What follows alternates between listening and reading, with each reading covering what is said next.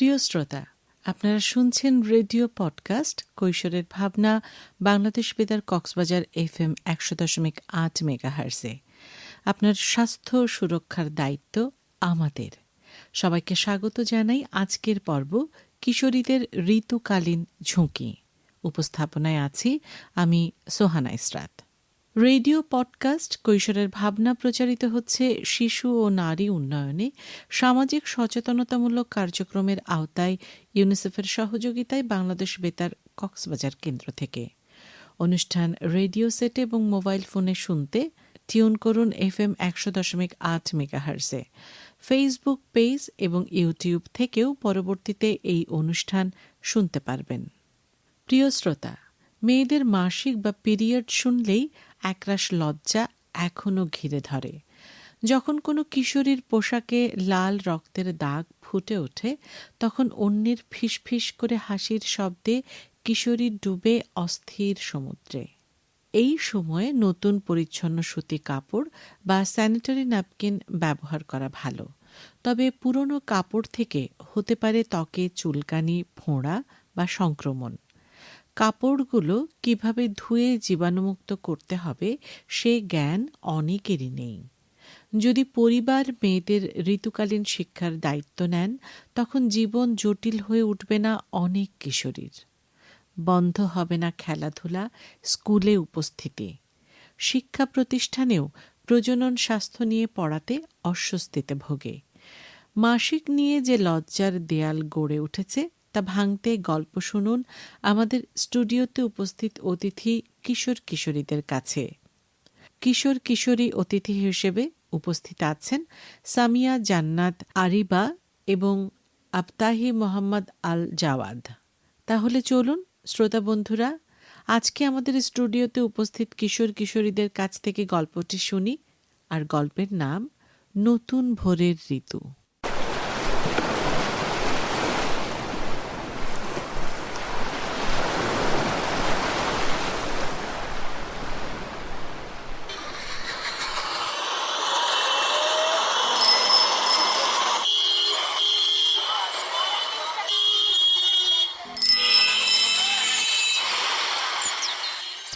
জীবনের প্রতিটি দিন ছিল একটাই চেনা ছন্দে বাঁধা। ভোরের আলো ফুটতেই শুরু হতো পুরনো কাগজ আর কাপড়গুলি। বস্তার ভিতর দিনভর চলত তার ছোট্ট জীবনের বড় সংগ্রাম। এই চেনা পথেই পাওয়া যেত আনন্দ। ফেলে দেওয়া খেলনাগুলোই বন্ধুদের সঙ্গে তৈরি হতো নতুন খেলার ছন্দ। হাসি তামাশায় ভরা এই জীবন একদিন হঠাৎ থমকে দাঁড়ায়।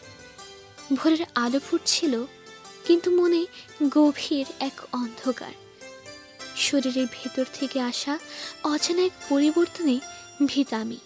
প্রথমবারের মতো দেখলাম রক্তের ফোঁটা ফোঁটা পা বেয়ে নিচে নামছে। কেউ দেখার আগেই ভয় আর লজ্জায় কাঁপতে কাঁপতে ছুটে গেলাম গোপন আশ্রয়ে, পুরনো কাপড়ের স্তূপে। টুকরো টুকরো কাপড় বের করে কোনোভাবে রক্তের ধারা থামানোর চেষ্টা করতে লাগলাম। কিন্তু তাতেও কি থামে ভয়, থামে অসহায়ত্ব? এরপর মাসের এই বিশেষ দিনগুলোতে জীবন হয়ে ওঠে আরও কঠিন। পথে পথে ছুটে বেড়াতে হয় ভালো কাপড়ের খোঁজে। কখনো মেলে পছন্দসই কিছু, কখনো খালি হাতেই ফিরে আসতে হয়। ফ্লাইওভারের নিচে যেখানে রাতের অন্ধকারে মানুষের আনাগোনা কমে আসে, তখন সমুদ্রের পানিতে কাপড়গুলো ধুয়ে শুকানোর জন্য মেলে দেই। মাঝে মধ্যে সাবান দেই, তারপর সেই কাপড় শুকিয়ে আবার ব্যবহার করি। সবসময় কাপড় পাওয়া যায় না, তাই প্রতি মাসেই শুকিয়ে পলিথিনে ভরে মাটির নিচে লুকিয়ে রাখি। নতুন কাপড় পেলে আগেরগুলো ফেলে দেই। জীবনের এই দুর্বিষহ নিয়মে ছেদ টানল এক অসহনীয় যন্ত্রণা। প্রথমে টের পেলাম এক ধরনের চুলকানি, তারপর ছোট ছোট গুটি। দিনের পর দিন সেসব বড় হতে লাগলো। ফোড়ার মতো ব্যথায় হাঁটতে পারলাম না, সাথে পেটে ব্যথা, ক্লান্ত শরীরের কষ্ট তো ছিলই। তবুও খাবারের খোঁজে রাস্তায় নামতে হতো, কারণ জীবন থেমে থাকে না। অবশেষে একদিন ডাক্তারের হাসপাতালের শরণাপন্ন হতে হয়। তার শোনা কথাগুলো যেন জীবনের সবচেয়ে কঠিন সত্য হলো। মাসিকের সময় নিয়মিত পরিষ্কার কাপড় ব্যবহার না করার এই ভয়াবহ পরিণতি। কিন্তু মনে তখন একটাই প্রশ্ন ঘুরপাক খাচ্ছিল, আমি কি জানতাম না পরিষ্কার থাকা দরকার? কিন্তু আমার জন্য কেউ কি করেছে? আমার সাবান, পরিষ্কার কাপড় বা একটু পানির ব্যবস্থাও কি কেউ করে দিয়েছে? অসহায় চোখে তখন শুধুই প্রশ্ন, আমার জন্য কারো কি কিছু করার নেই? ডাক্তারের দেওয়া ওষুধ কেনার টাকাও নেই। গোসল করা, পরিষ্কার জীবাণুমুক্ত কাপড় পরা এবং শরীরে শক্তি যোগাতে বা রক্ত স্বল্পতা রোধে খেতে হবে আয়রন আর ক্যালসিয়ামযুক্ত খাবার, যেমন কচু শাক, লাউ শাক, পাট শাক, লাল শাক, কলা, গুড়, ডিম, দুধ, দই, ছোট মাছ, মুরগির মাংস ইত্যাদি। এগুলো কিভাবে পাবো তাও দুশ্চিন্তার কারণ হয়ে উঠল। যে পথের দারিদ্র্য তাকে জীবনের প্রতিটি মুহূর্তে তাড়িয়ে বেড়ায়, সেই একই দারিদ্র্য তাকে নিজের শরীরের যত্ন নিতেও বাধা দেয়। তবু ডাক্তার বলেছিলেন, যদি কিছুই না পারো অন্তত গরম পানিতে লবণ মিশিয়ে কাপড় পরিষ্কার রাখার চেষ্টা করো। এখন রাতের অন্ধকারে মাসিকের কাপড়গুলো ধোয়ার চেষ্টা করি নিরাপদ পানি দিয়ে, মাঝে মাঝে সাবান দেই। মনের গভীরে একটাই আশা, এই জীবন যুদ্ধে একদিন হয়তো জয়ী হব। আমার মতো মেয়েদের জীবনে নতুন সূর্যের আলো ফুটে উঠতে পারে। রাতের আকাশের দিকে তাকিয়ে থাকি, চোখে এক ধরনের আশা যা এখনো মলিন হয়নি। স্বপ্ন দেখি, যদি রাস্তার ধারে একটি ছোট্ট বক্স থাকতো, স্যানিটারি ন্যাপকিন আর নতুন সুতির কাপড়, তাহলে হয়তো জীবনটা সহজ হতো। মেয়েদের জন্য যদি বিনামূল্যে স্বাস্থ্য শিক্ষা দেওয়া হতো, পরিষ্কার পরিচ্ছন্ন থাকার নতুন কাপড় বিতরণ করা হতো, তাহলে দিনগুলো আর দুঃস্বপ্ন হয়ে থাকতো না। বিশ্বাস রাখি, একদিন এমন কিছু মানুষ আসবে যারা এমন একটি উদ্যোগ শুরু করবে। প্রতিটি মেয়ে জানবে শরীরের যত্ন নেওয়া কতটা জরুরি। তাদের কাছে স্যানিটারি ন্যাপকিন পৌঁছে দেবে, যেন আমার মতো আর কেউ কষ্ট না পায়। মেয়েরা বুঝতে পারত যে তাদের এই শারীরিক পরিবর্তন লজ্জার কিছু নয়, বরং এটা এক ধরনের নতুন জীবনের প্রতীক। স্কুলের বারান্দায় চুপচাপ বসে আছে আমার বন্ধু নীলিমা। পা দুলিয়ে শুনছে ক্লাস শেষ হওয়ার সময়। অন্য সহপাঠীরা হইচই করছে, খেলাধুলা করছে, কিন্তু নীলিমার শরীরটা ক্লান্ত, মনও ভারাক্রান্ত। ক্লাসে বসে থাকার সময় অনুভব করেছিল শরীরের ভেতর অস্বাভাবিকতা। তার চোখে তখন শুধুই ভয়। ক্লাস থেকে বের হওয়ার সময় চেয়ারটায় এক ফোঁটা লাল দাগ দেখে সে ঘাবড়ে গেল। কি করবে বুঝতে পারছে না। বন্ধুদের কাছে বলবে নাকি সোজা বাড়ি যাবে? যেটাই করুক, লজ্জায় আতঙ্কে শরীর কেঁপে উঠল। স্কুলে যে কোনো ব্যবস্থা নেই সেটাও তার জানা। টয়লেট অন্ধকার, সেখানে ঢোকার ইচ্ছাই হয় না। পানি নেই, ঢাকনাযুক্ত ডাস্টবিন তো দূরের কথা। স্কুলেই তো প্রতিদিন পড়ানো হয় মেয়েদের স্বাস্থ্য সুরক্ষা নিয়ে, অথচ মেয়েদের সবচেয়ে প্রয়োজনীয় বিষয়টা যেন সবার অগোচরে কেঁদে চলেছে। বাধ্য হয়ে নীলিমা টয়লেটে ঢুকল। দরজা বন্ধ করেই অশ্রু গড়িয়ে পড়ল গাল বেয়ে। হাতের কাছে যা ছিল সেটাই ব্যবহার করে কোনো রকমে সামলে নিল। কিন্তু এই সাময়িক ব্যবস্থা তার মনে স্থায়ী অস্বস্তি রেখে গেল। বাড়িতে ফিরে সে মায়ের সামনে দাঁড়ায়। কিন্তু মুখে কোনো কথা আসে না। চোখে জল গড়িয়ে পড়লে মা বুঝে ফেললেন। সান্ত্বনার হাত রাখলেন তার কাঁধে, কিন্তু সেই হাতের ওম তখনও মন থেকে ভয় কাটাতে পারেনি। পরের দিন সকালে স্কুলে যাওয়ার ইচ্ছা যেন হারিয়ে গেছে। বাধ্য হয়ে ব্যাগ কাঁধে তুলে নিল। ক্লাসে ঢুকে পেছনের বেঞ্চে চুপচাপ বসে রইল সে। সহপাঠীদের হাসি ঠাট্টা, পড়াশোনার গুঞ্জন সবই তার কানে ফিকে শোনায়। বসে থাকতে থাকতে মাথায় ঘুরপাক খাচ্ছিল, কেন মেয়েদেরই এমন কষ্ট করতে হয়। সে তাকিয়ে দেখে ক্লাসের জানালার পাশের বেঞ্চটা খালি। তার বন্ধু, যার মাসিক শুরু হলে সপ্তাহ জুড়ে স্কুলে আসে না, তার জরায়ুতে ইনফেকশন হয়েছে। গত মাসের পরীক্ষায়ও বসতে পারেনি, কারণ পরীক্ষার দিনেই তার মাসিক ও পেটে ব্যথা শুরু হয়েছিল।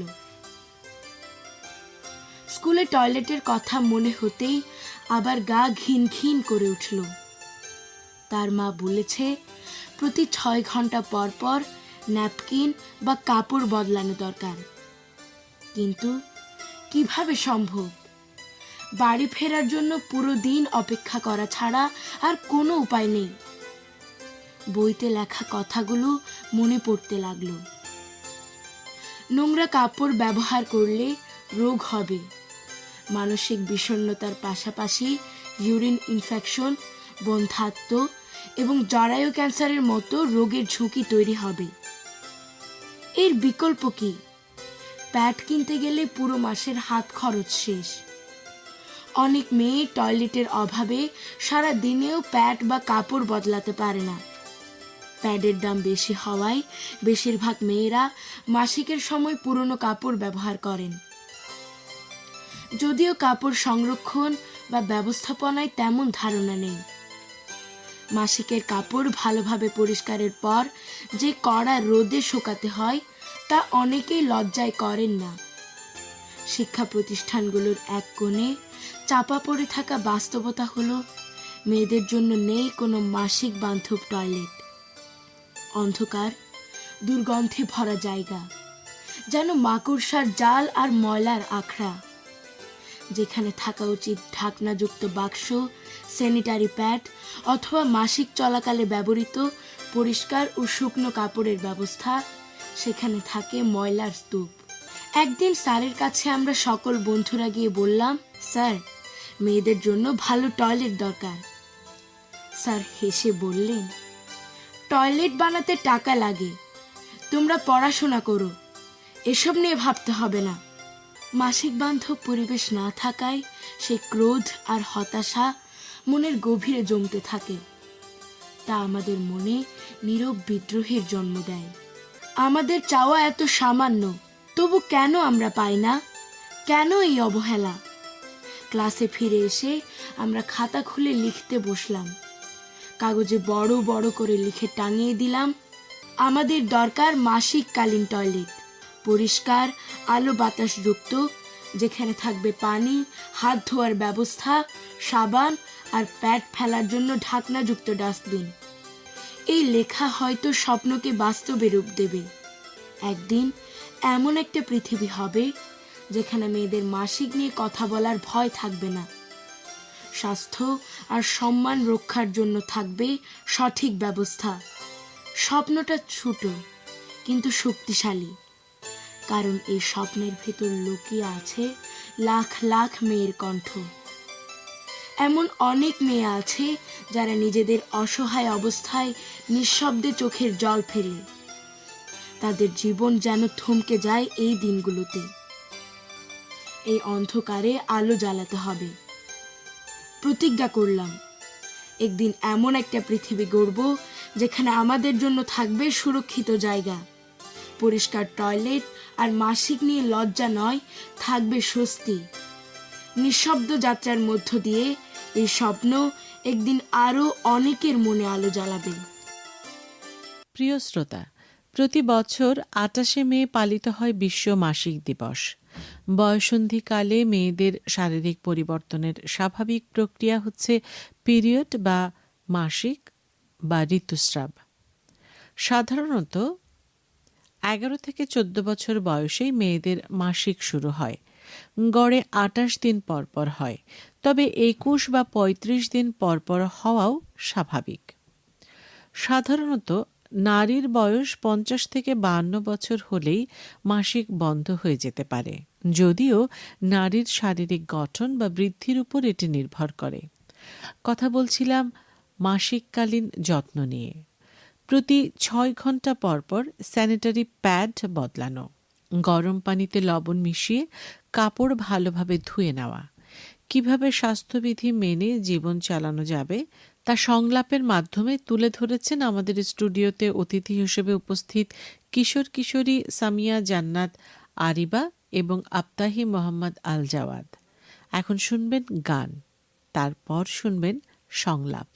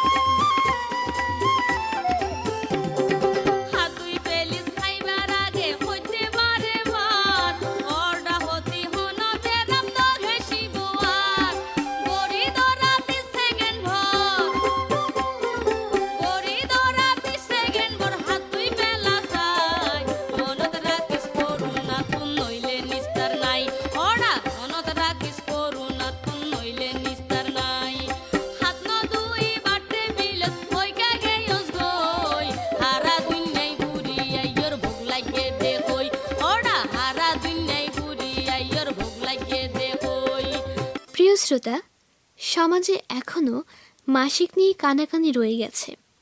হঠাৎ প্রথম মাসিক হলে অনেকেই বিব্রতকর পরিস্থিতিতে পড়ে। অসংখ্য মেয়েরই ধারণা নেই প্রথম মাসিক সম্পর্কে। মাসিকের সময় তারা পুরনো কাপড়ের টুকরা ব্যবহার করে, এভাবেই একই কাপড় একাধিক দিন ব্যবহার করে। স্যানিটারি ন্যাপকিন কেনার সামর্থ্য নেই অনেকেরই। গোসল করা, পরিষ্কার জীবাণুমুক্ত কাপড় পরা এবং শরীরে শক্তি যোগাতে বা রক্ত স্বল্পতা রোধে খেতে হবে আয়রন বা ক্যালসিয়ামযুক্ত খাবার। শরীর থেকে রক্তক্ষরণের ফলে তার যে তখন দরকার পুষ্টিকর খাবার, এই নিয়ে রয়েছে অনেক ভ্রান্ত ধারণা। আমাদের আচরণগত কি পরিবর্তন আনতে হবে তা শুনুন আমাদের কিশোর বন্ধু আফতাহি মোহাম্মদ আল জাওয়াদের কাছে। প্রিয় শ্রোতা, আমরা গল্প থেকে শুনলাম মাসিকের সময় যত্ন না নিলে শরীরে জটিলতা দেখা দিবে। অনেকেই মনে করেন এই সময়ে টক জাতীয় খাবার এবং ডাবের পানি খাওয়া যাবে না, এতে শরীর থেকে বেশি রক্ত ঝরবে। মাসিকের সময়ে টক, কাঁচা পেঁয়াজ, ঠান্ডা পানি, ডাবের পানি খেলে রক্তপাত বেড়ে যাবে, এর কোনো ভিত্তি নেই।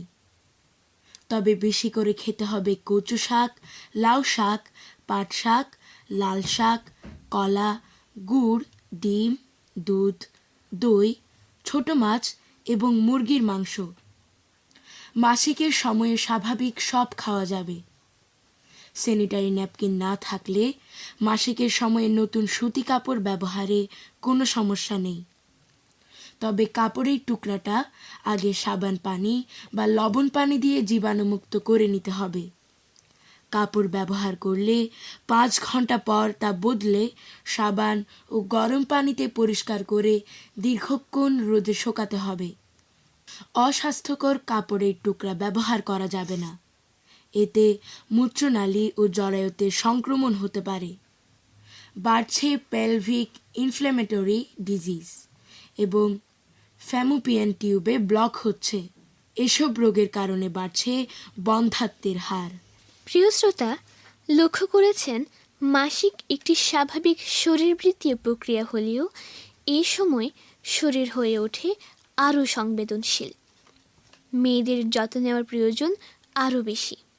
চুলের গোড়া দুর্বল হয়ে পড়ে, তাই শ্যাম্পু বা অন্য কোনো রাসায়নিক পদার্থ ব্যবহার না করাই ভালো। মাসিককালে জ্বরের মুখ কিছুটা উন্মুক্ত থাকে, যা সংক্রমণের ঝুঁকি বাড়ায়। তাই এই সময় পুকুর বা নদীতে গোসল করা থেকে বিরত থাকা অত্যন্ত জরুরি। পরিষ্কার ও উষ্ণ পানিতে গোসল করাই স্বাস্থ্যসম্মত। আর কিভাবে যত্ন নিতে পারি তা নিয়ে এখন কথা বলছি কিশোর বন্ধুর সাথে। প্রিয় শ্রোতা, যে শিশু ভালো পরিবেশে বড় হবে তার মনোজগত তত সুখী হবে। মাসিকের সময় পেটে কোনো প্রকার আঘাত ক্ষতিকর হতে পারে। শরীর এমনিতেই ক্লান্ত এবং দুর্বল থাকে, তাই ভারী কাজ, কঠোর ব্যায়াম, সাঁতার বা সাইকেল চালানোর মতো পরিশ্রমের কাজ থেকে বিরত থাকা প্রয়োজন। এই সময় শরীরকে শিথিল রাখা, পানি পান এবং পর্যাপ্ত বিশ্রাম নেওয়া সবচেয়ে ভালো। মেয়েদের শরীরের এই প্রাকৃতিক পরিবর্তনকে সম্মান জানিয়ে নিজেদের যত্ন নেওয়ার মাধ্যমে শারীরিক এবং মানসিক সুস্থতা নিশ্চিত করা দরকার। প্রয়োজন বাড়তি যত্ন, আর সেই যত্নেই লুকিয়ে আছে স্বাস্থ্যের জলজলে প্রতিচ্ছবি। প্রিয় শ্রোতা, অনুষ্ঠান সম্পর্কে সুনির্দিষ্ট মতামত জানাতে পারেন বাংলাদেশ বেতার কক্সবাজার ফেসবুক পেজে। যারা অনুষ্ঠানটি শুনেছেন এবং তথ্য দিয়ে সহায়তা করেছেন তাদের প্রত্যেককে জানাই আন্তরিক ধন্যবাদ।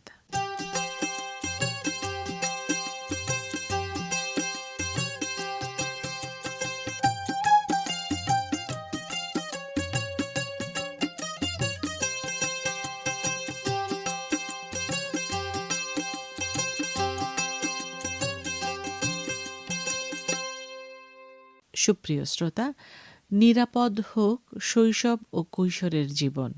সকলের সুস্থতা কামনা করে আজকের মতো এখানেই বিদায় নিচ্ছি রেডিও পডকাস্ট কৈশোরের ভাবনা অনুষ্ঠান থেকে। আজকের পর্ব কিশোরীদের ঋতুকালীন ঝুঁকি প্রচারিত হয়েছে ইউনিসেফের সহযোগিতায় বাংলাদেশ বেতার কক্সবাজার কেন্দ্র থেকে FM 100.8 মেগাহার্জে। যারা অনুষ্ঠানটি শুনেছেন এবং তথ্য দিয়ে সহায়তা করেছেন তাদের প্রত্যেককে জানাই আন্তরিক ধন্যবাদ। পরবর্তী পর্ব নতুন কোনো বিষয় শোনার আমন্ত্রণ রইল।